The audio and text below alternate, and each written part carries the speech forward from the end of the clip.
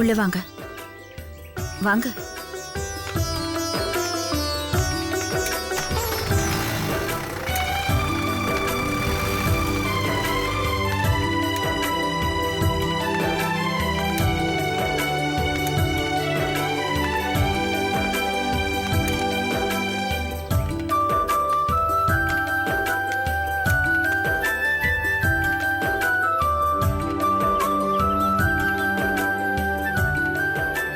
ஸ்னேகா, நீயே ஆரத்தி எடு.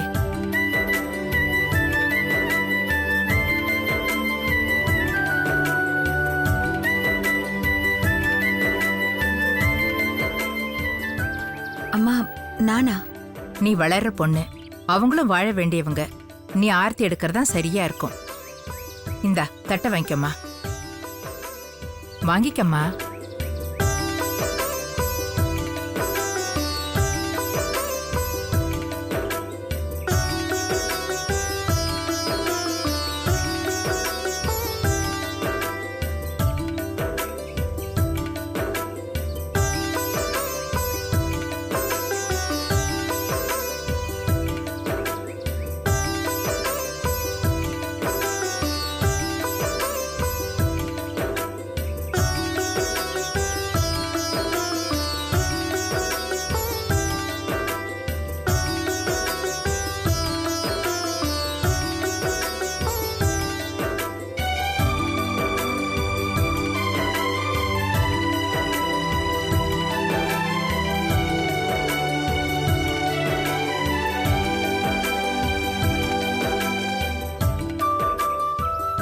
ஸ்னேகா, தட்டை என்கிட்ட கொடு. நீ உங்களை வீட்டுக்குள்ள கூட்டிட்டு போ. உங்க அப்பா ஃபோன் பண்ணாரு, முக்கியமா ஏதோ வேலை இருக்கான், முடிச்சுட்டு வந்துடுறேன்னு சொன்னாரு. நான் சமையலை முடிச்சிட்டேன். பொண்ணு மாப்பிள்ளைக்கு பரிமாறிடுவோம். நீ உள்ள கூட்டிட்டு போ. வாங்க வாங்க.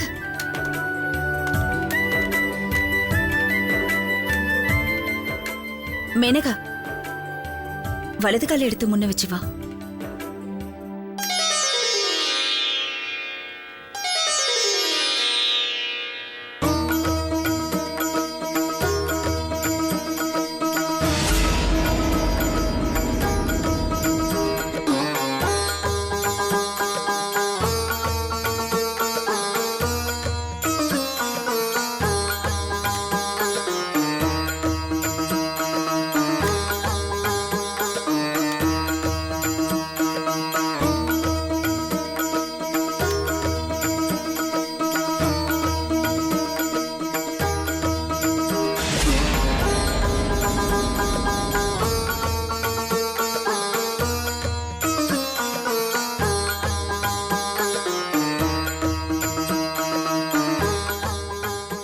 என்ன நிக்கிறீங்க? உட்காருங்க.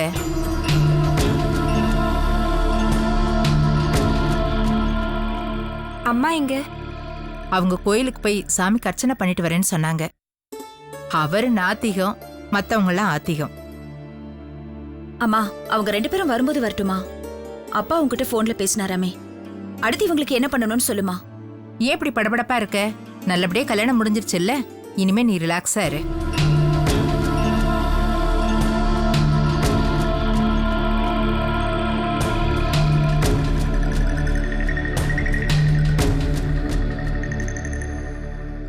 ஊரறிய வரவறிய ரொம்ப சிறப்பா நடக்க வேண்டிய உங்க கல்யாணம் இப்படி அவசரத்துல நடந்துருச்சு. இத பாருப்பா சித்தார்த், இந்த நிமிஷத்துல இருந்து இந்த வீட்ல நீயும் ஒரு புது உறவுதான். பழைய சம்பவங்கள் எல்லாத்தையும் மறந்துடு. அதெல்லாம் ஒரு கெட்ட கனவா நினைச்சுக்க.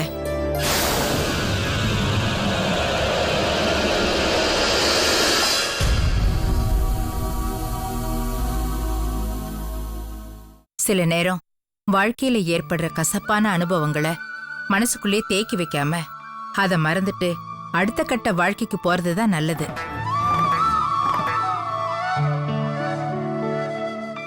சித்தார்த், இந்த கல்யாணம் எப்பவோ நடந்திருந்தா யாரும் உங்ககிட்ட கடுமையா நடந்திருக்க மாட்டாங்க, பேசியிருக்க மாட்டாங்க.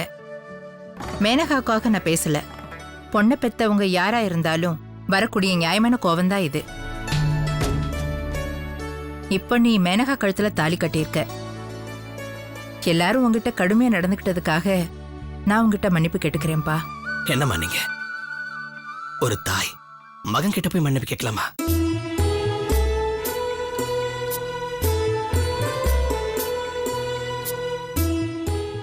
உண்மையை சொல்லணும்னா வெக்கப்பட வேண்டியதும் வேதனைப்பட வேண்டியதும் உங்க எல்லார் காலையும் விழுந்து மன்னிப்பு கேட்க வேண்டியதும் நான் தான். தேவராஜ் சாருக்கும் மேனகாவுடைய அம்மாவுக்கும் என் மேல இருந்த கோபம் இன்னும் போகலன்னு நினைக்கிறேன். அதான் நான் இங்க வந்திருக்கிற நேரத்துல அவங்க 2 பேருமே வீட்டுல இல்ல. பட் அவங்க 2 பேரும் இந்த வீட்டுல இருந்து என்ன வரவேற்கலன்னாலும் நீங்க என்ன உபசரிக்கிறீங்களே அதுவே போதும். அம்மா, அதுலயும் என்ன ஒரு புது உறவா ஏத்துக்கிறேன்னு சொன்னீங்களே, அதுக்கு ஒரு பெரிய மனசு வேணும்.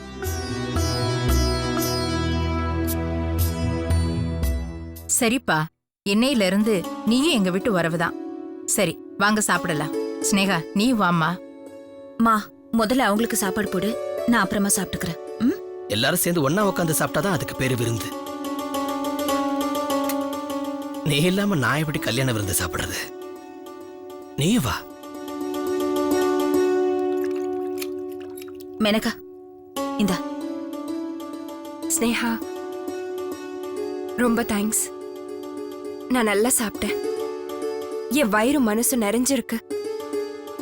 நீ மட்டும் இல்லைன்னா இந்த தாலியின் கழுத்துல இப்ப இருக்காது. ரொம்ப தேங்க்ஸ். ஏய், தேங்க்ஸ் எல்லாம் எதுக்கு? நீ யாரு? என் அத்தை பொண்ணு. உனக்கு ஒரு பிரச்சனைனா அதை பார்த்துட்டு சும்மா இருக்க முடியுமா? இல்லப்பா, நீ சொன்ன மாதிரி நான் போலீஸ் ஸ்டேஷன்ல சொல்லலைன்னா இந்நேரம் இது நடந்திருக்காது.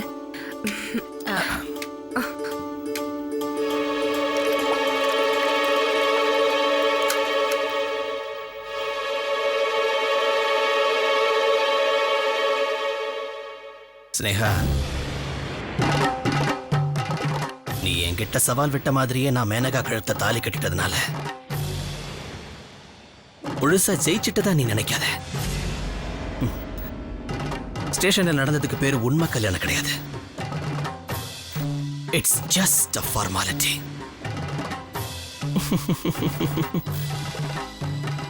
மேனகாவுக்கும் எனக்கும் ஒரு பொம்மை கல்யாணத்தை நீ நடத்தி காமிச்சிட்ட. உனக்கும் எனக்கும் உண்மையான கல்யாணத்தை நான் நடத்தி காட்டுறேன். லுக் ஸ்னேகா, என்னை பொறுத்த வரைக்கும் என் தோழி, என் காதலி, என் மனைவி நீ ஒருத்தி மட்டும்தான். உன் ஆட்டத்தை நீ முடிச்சிட்ட. என் விளையாட்டு இனிமேதான் ஆரம்பிக்க போகுது. வரட்டுமா டார்லிங்?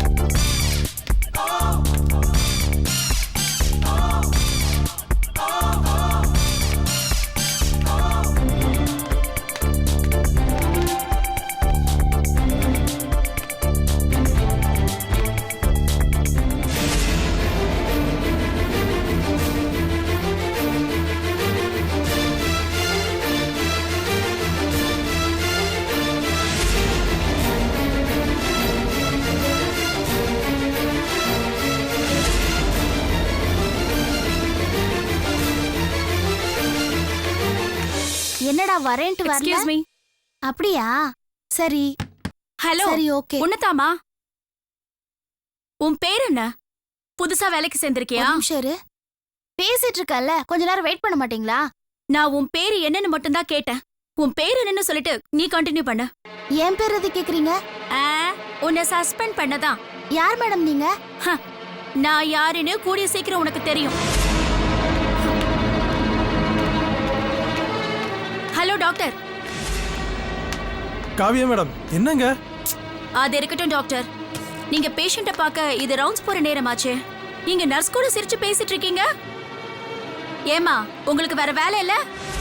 மேடம், பேஷண்டோட ட்ரீட்மெண்ட் பத்தி தான் பேசிட்டு இருந்தோம், வேற எதுவும் தப்பா பேசல. ஆமா, நீங்க தான் வேலையை விட்டு போயிட்டீங்களா? நீங்க யாரு கேள்வி கேட்கறதுக்கு? நாங்க எதா இருந்தாலும் அருண் சார்கிட்ட பேசிக்கிறோம். பேசிக்கோங்க சார். மிஸ்டர் அருண் கிட்ட பேசிக்கோங்க, இல்ல அவங்க அப்பா கிட்ட பேசுங்க. நானும் பேசுவேன் உங்களை பத்தி.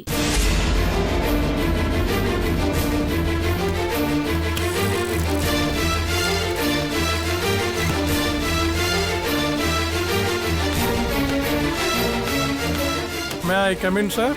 வாப்பா. என்ன வேலை வைக்கிறது தெரியும்? ராணியம்மா, காவியாம்மா நீங்க நான் எதுக்கு இங்க வந்து பேசிட்டு இருக்கேன்னு கேக்குறீங்களா? நானும் உங்களை ரொம்ப நேரமா கவனிச்சுட்டு தான் இருக்கேன். வேலையை பார்க்காம இவங்க கூட நின்னு பேசிட்டு இருக்கீங்க. இதுதான் நீங்க வேலை பார்க்கற லட்சணமா? முதல்ல வேலையை பாருங்கம்மா.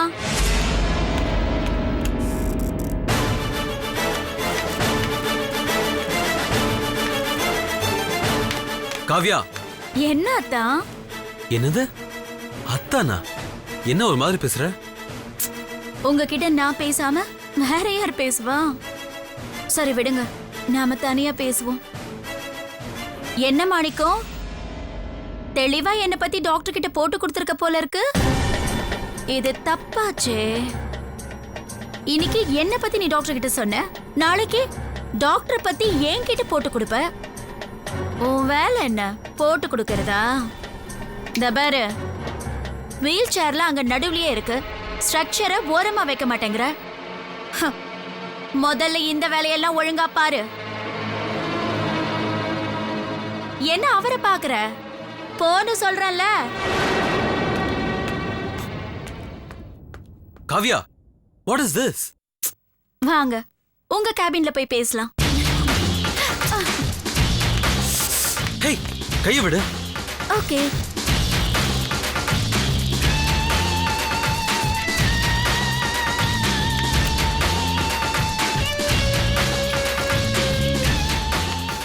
ஹே, என்ன நீ ரொம்ப ஓவரா பண்ணிட்டு இருக்க? முதல்ல இந்த சீட்ல இருந்து எழுந்துரு. உங்க மடியிலேயே உட்கார இடம் தர போறீங்க. இது என்ன பெரிய சீட்டு?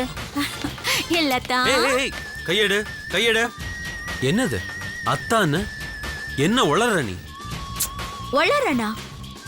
ஏ மாமா உங்ககிட்ட எதுவுமே சொல்லலையா? மாமாவா? எந்த மாமா? ஏன் மாமாதான்? ஊ மாமாவா? ஹே, ஊ மாமா என்கிட்ட என்ன சொல்லணும்? என்னங்க நீங்க பெரிய டாக்டர்னு தான் பேரு, இவ்ளோ மக்கா இருக்கீங்க. ஏன் மாமானா என்னோட மாமனார். என் மாமனார் யாரு? உங்க அப்பா. நம்ம கல்யாணத்தை பத்தி என்கிட்ட சொன்னவரு உங்ககிட்ட சொல்லலையா? என்னது, நமக்கு கல்யாணமா? என்னங்க தொடர்ந்து அதிர்ச்சி ஆற மாதிரி ரியாக்ஷன் கொடுத்துட்டே இருக்கீங்க. மாமா வந்து என்கிட்ட கேட்டாரு, என் பையனை கல்யாணம் பண்ணிக்கிறியான்னு கேட்டாரு. நானும் சரின்னு சொல்லிட்டேன். மனசளவுல புருஷனா ஏத்துக்கிட்டதுக்கு அப்புறம் உங்களை அத்தான்னு கூப்பிடுறதுல தப்பு இல்லையே. மாமா முடிவு பண்ணிட்டாரு, நானும் முடிவு பண்ணிட்டேன். இதுல இருந்து நீங்க தப்பி ஓடிடவ முடியும்? ஹாஸ்பிட்டல்ல இருக்கும்போது எப்பவும் டாக்டர் கோட்டை போட்டுக்கிட்டே இல்லைன்னா மத்தவங்களுக்கு உங்களுக்கு வித்தியாசம் தெரியாம போயிடும். ஹாஸ்பிட்டல் நிலைமை எப்படி இருக்குன்னு பார்க்கலான்னு வந்தேன். இங்க வந்தா தானே தெரியுது ஒண்ணுமே சரியா இல்ல. நம்ம கல்யாணம் முடியட்டும். நீங்க டாக்டர் வேலையை மட்டும் பாருங்க. ஆபீஸ் அட்மினிஸ்ட்ரேஷன், மெயின்டெனன்ஸ் இதையெல்லாம் நான் பாத்துக்கிறேன். ஓகேயா?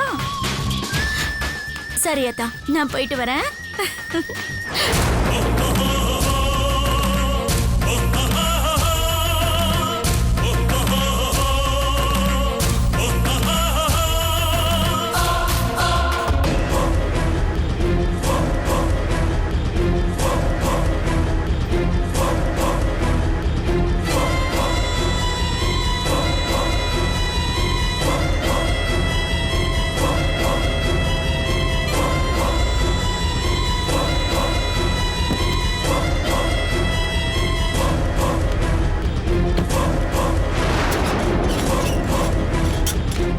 டாடி, டாடி, டாடி,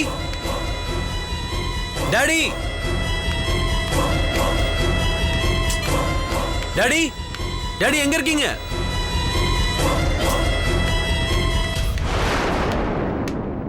டாடி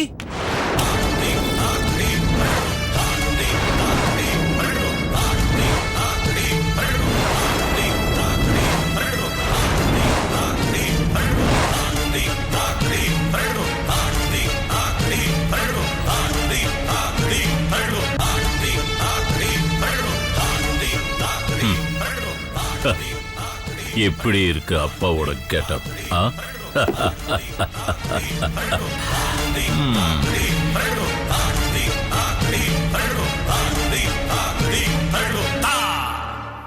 என்ன அருண் அப்படி பாக்குற? என்னப்பா இது?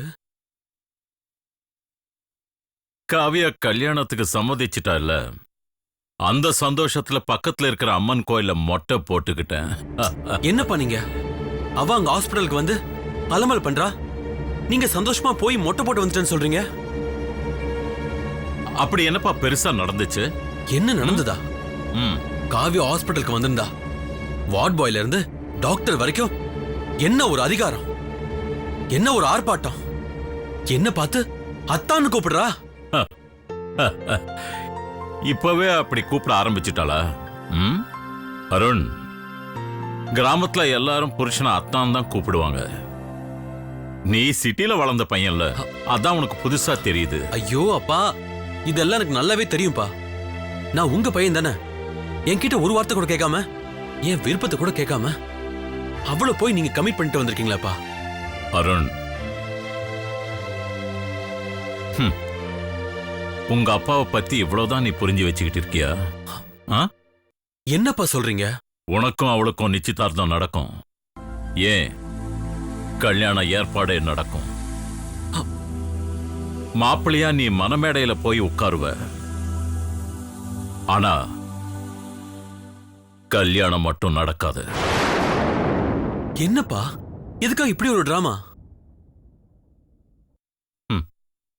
உன்னை பத்தின ஒரு ஃபைல் இனிமே காவியா கிட்ட இருக்கிறது நல்லதில்லை. முகமூடி போட்டுக்கிட்டு வந்து நம்மள டார்கெட் வச்சு சுத்தி வளைச்சு அட்டாக் பண்றா. இப்படி ஒரு ஃபைல் காவியா கிட்ட இருக்கிறது அவளுக்கு தெரிய வந்தா அது நமக்கு நல்லதில்லை அருண். காவியா ஏன் இத்தனை நாள் எதுக்காக அமைதியா இருக்கான்னு எனக்கு புரியல. புயலுக்கு பின் அமைதின்னு சொல்லுவாங்க. ஆனா அவளோட அமைதிக்கு பின்னாடி பெரிய புயல் ஏதாவது காத்திருக்கான்னு எனக்கு சந்தேகமா இருக்கு. அதனாலதான் முன்னெச்சரிக்கையா இந்த காரியம் பண்றேன்.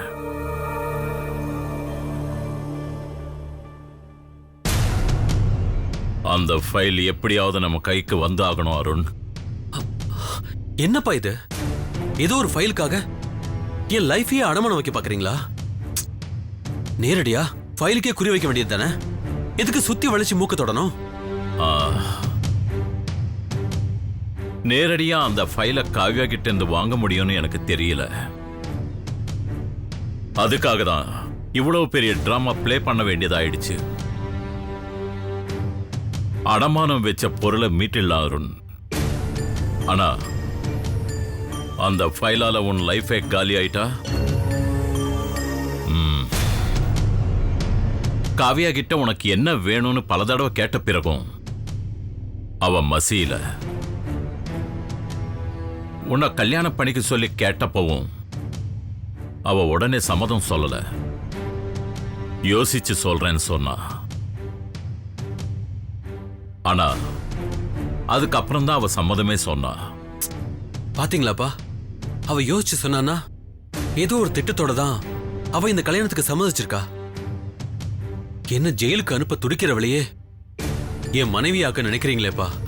டேய், இந்த கல்யாணம் நடக்காதுன்னு சொல்றேன்ல, புரியலையா உனக்கு? அப்பா நீங்க ஒரு பிளான் போடுறீங்கப்பா, அவ உங்களை மிஞ்சின ஒரு பிளான் போட்டுட்டு இருக்கா. நாம அதுல மாட்டிக்கிட்டா என்ன பண்றதுன்னு தான் நான் கவலைப்படுறேன்ப்பா. டேய், உங்க அப்பன் பெரிய லாயர்ரா. ஒரு விஷயத்தை 100 ஆங்கிள் யோசிக்கிறவன். கவலைப்படாத. அவகிட்ட இருக்கிற ஃபைல வாங்கறது மட்டும்தான் நடக்கும். வாங்கினதுக்கு அப்புறம் காவியாவோட நிலைமை கேர் ஆஃப் பிளாட்ஃபார்ம் தான். புரிஞ்சுதா?